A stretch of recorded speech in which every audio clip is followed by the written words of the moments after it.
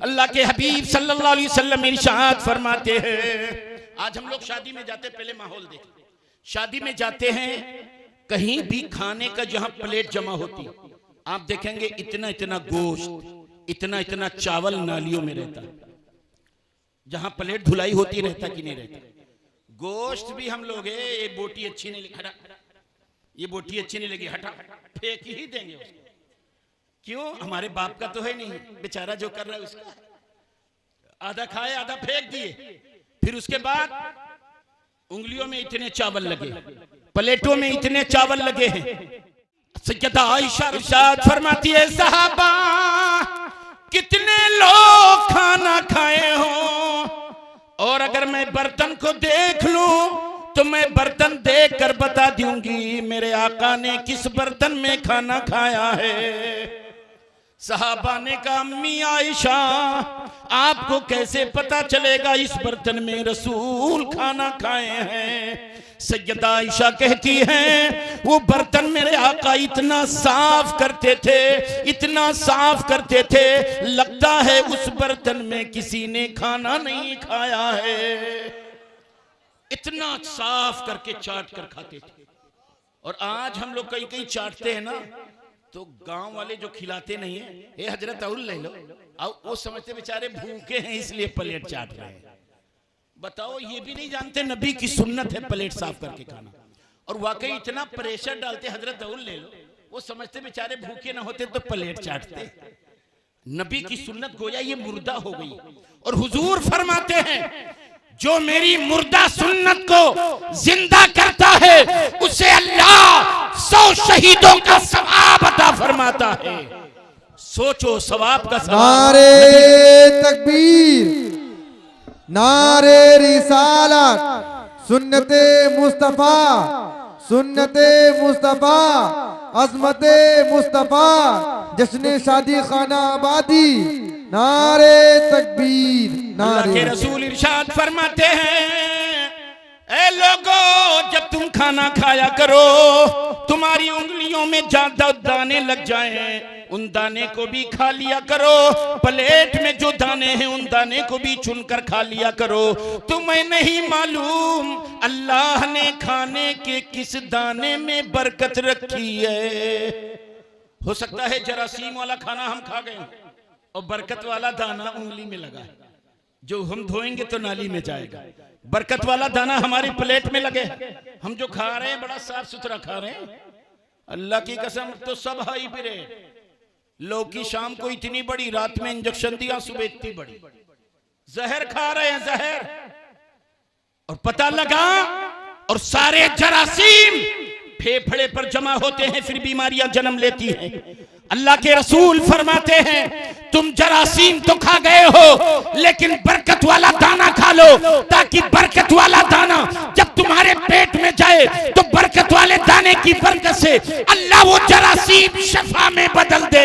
इसीलिए फरमाते हैं कि उन दानों को चुन कर खा लिया करो। अल्लाह हमें हिदायत दे। फिर जब बैठा करो तो पढ़ लिया करो, बिस्मिल्लाहिर रहमानिर रहीम। हुजूर फरमाते हैं, खाना लग जाए अगर बगैर बिस्मिल्लाह पढ़े कोई खाना शुरू कर दे तो शयातीन उनके खाने में शरीक हो जाते हैं। शैतान बड़ा खूबसूरत है। आप बताओ, आज अगर किसी हम ऐसे आधू साधु को देखते नहीं जो अजीब लगता है तो आप कहते हो अरे तो शैतान लगता है। इसका मतलब है कि बड़ा गंधौरा शैतान। हुजूर फरमाते हैं, जहां से मुसलमान लुकमा उठाता है उससे पहले शैतान वहां से लुकमा उठाता है। फिर बुखारी की हदीस शरीफ सुनो, अल्लाह के रसूल सल्लल्लाहु अलैहि वसल्लम के बारे में सैयदा आयशा कहती हैं, और भी सहाबा की, कई सहाबी की रिवायत है। सहाबा कहते हैं, दस्तरखान लगा दिया गया, खाना लगा दिया गया। एक आराबी, एक देहाती दौड़े हुए खाने की तरफ आ रहे हैं। ऐसा लग रहा है कोई पीछे से उन्हें धक्का दे रहा है। जल्दी से करीब आए, खाने पर हाथ डाले। खाने के करीब भी हाथ पहुंचा था, रसूल पाक ने हाथ पकड़ लिया। हाथ पकड़कर देहाती का पीछे कर दिया। फिर रसूल पाक ने पढ़ा बिस्मिल्लाहिर्रहमानिर्रहीम। अल्लाह के रसूल ने बिस्मिल्लाह पढ़ी, खाना खाना शुरू किया। आका फरमाते सहाबा उस देहाती को भी बुला दो, खाना खिला दे। सहाबा को थोड़ा अच्छा नहीं लगा। या रसूल अल्लाह, जब उनको खाना खिलाना ही था तो या रसूल अल्लाह अपने हाथ उनका क्यों पकड़ लिया? मेरे रसूल फरमाते सहाबा उस ज़ाते पाक की कसम जिसकी दस्ते कुदरत में मेरी जान है, देहाती के हाथ में मैं शैतान का हाथ पकड़े हुए था। शैतान चाहता था बगैर बिस्मिल्लाह पढ़े उस खाने को छू लूं, जरासीम डाल दूं। फिर मैंने शैतान का हाथ पकड़ लिया और जब मैं बिस्मिल्लाह पढ़ लिया तो शैतान भाग गया, देहाती रह गया। इसलिए जब भी खाना खाने बैठा करो तो बिस्मिल्लाह शरीफ पढ़ लिया करो।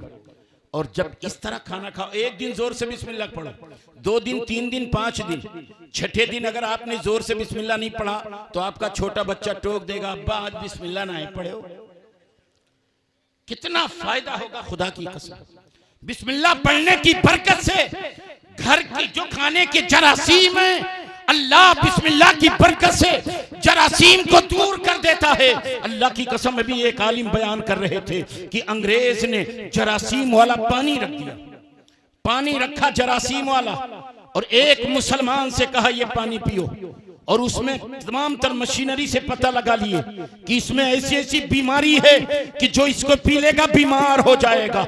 मुसलमान ने वो पानी उठाया और बिस्मिल्लाह पढ़कर जैसे ही 1-2 घूंट पिया था, अंग्रेज ने हाथ से गिलास छीन लिया और पानी को लिया। फिर उस पानी पर जब मशीन लगाकर पानी पर जब रिसर्च किया तो उस पानी में जर्रा बराबर जरासीम नहीं था, कोई बीमारी नहीं थी। बिस्मिल्लाह की बरकत से सारी बीमारी अल्लाह ताला ने दूर कर दिया। इसलिए जब भी खाना खाने बैठा करो तो बिस्मिल्लाह शरीफ पढ़ लिया करो, और जब बिस्मिल्लाह पढ़ोगे तो तुम्हारे घर का माहौल भी पूरा बिस्मिल्लाह पढ़ेगा। और बिस्मिल्लाह जब की आदत हो गई तो एक फायदा और सुन लो हुजूर, बस थोड़ी देर, मेरा वक्त चुकी हो गया, 12 के अंदर प्रोग्राम शुरू खत्म करना है। बिस्मिल्लाह की एक और कितनी अजीम शान खुदा की कसम फायदा है। बिस्मिल्लाह शरीफ के बारे में हुजूर रहमते आलम की एक रिवायत है कि जब कल कयामत में अमाल नामा दिया जाएगा, ले अपना करतूत देख ले, तो अरे बाप रे इतना बड़ा गट्ठर। और उसके बाद जब फरिश्ता उसको देगा तो देखेगा तो कहेगा ओ सुनो सुनो सुनो सुनो, ये मेरा नहीं है, ये किसी और का है, धोखे में दे गए। का धोखे में क्यों? कह रहे मैंने तो बड़ा गुनाह किया है, इसमें एक भी गुनाह का जिक्र नहीं है।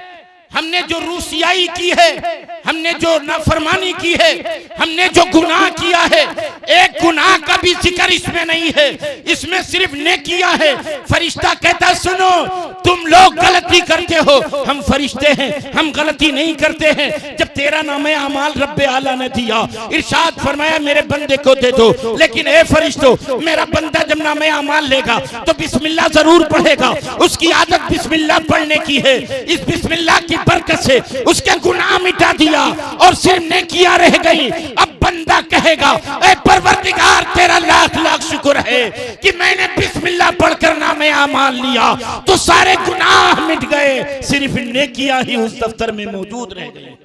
इसलिए बिस्मिल्लाह पढ़ा करो, और जब इंसान अच्छा होता है तो अल्लाह की रहमत उसकी तरफ मायल होती है। तब जब दामने करम से वाबस्ता होगे, खुदा की कसम इंशाअल्लाह दुनिया की आग क्या जहन्नम की आग भी हमसे दूर होगी। वो इस तौर पर एक बुजुर्ग थे, तो एक बुजुर्ग से दहरिया का मुनाजरा होगा। मैं हक पर हूं, दहरिया का नहीं मैं हक पर हूं। तो बाज बड़े जलाली होते हैं, जैसे आप लोगों में से एक दीवाना, एक से एक मस्ताना, वली के खिलाफ बुजुर्गों के खिलाफ सुनना गवारा नहीं।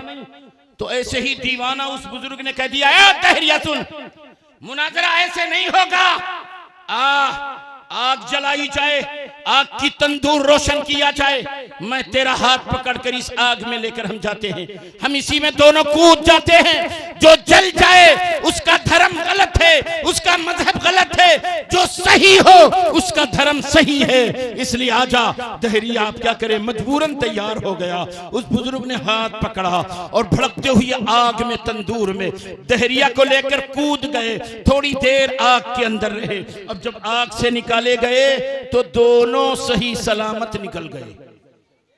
तो अल्लाह के महबूब, अल्लाह का वली, ये तो परेशान, रब की बारगाह में हाथ उठा दिया, मौला मैं तेरे महबूब का दामने करम पकड़ा हूं, मैं तेरे महबूबों से मोहब्बत करता हूं, तेरे महबूब की मोहब्बत मेरे दिल में है। आग ने मुझे नहीं जलाया, ये बात समझ में आती है, लेकिन परवरदिगार ये दहरिया क्यों नहीं जला? रब्बे आला फरमाता है, ए मेरे मुकद्दस वली, तुम्हारे हाथ में जो हाथ दहरिया का था, इसलिए दुनिया की आग ने दहरिया को भी नहीं जलाया। जरा उसका हाथ छोड़ दो, फिर उसको आग में कूदने को कहो तो आग उसे चला देगी। पता चला अगर कोई दहरिया अल्लाह के वली का हाथ पकड़ ले तो दुनिया की आग न जलाए। मेरा यकीन पुकार उठा, अगर अल्लाह तबारक व तआला का वली, उसके हाथ में कोई मोमिन, कोई मुसलमान अपना हाथ दे दे तो कल जहन्नम में इंशाअल्लाह जहन्नम की आग नहीं जलाएगी।